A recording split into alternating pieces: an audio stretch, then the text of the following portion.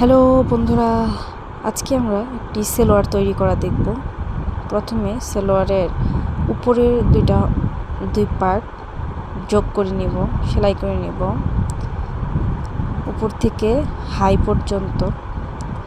একইভাবে অপর পাশেও সেলাই করে নিব।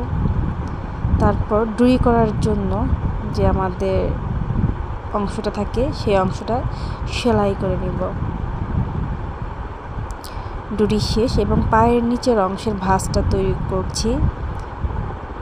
দেখুন, পায়ের নিচের দুই পাশের অংশই আমি এইভাবে সেলাই করে নেব।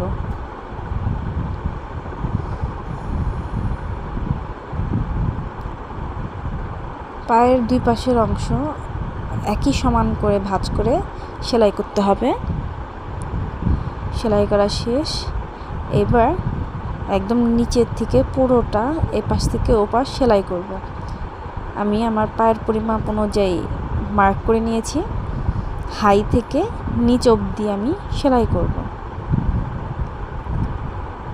এবার উল্টে নিব, উল্টিয়ে আরেকটা সেলাই নেব। মানে দুইটা সেলাই ব্যবহার করতে হয়। এভাবে ঘুরিয়ে হাই অবধি নিয়ে যাব। বাস, তৈরি হয়ে গেল আমাদের একটি সুন্দর সালোয়ার।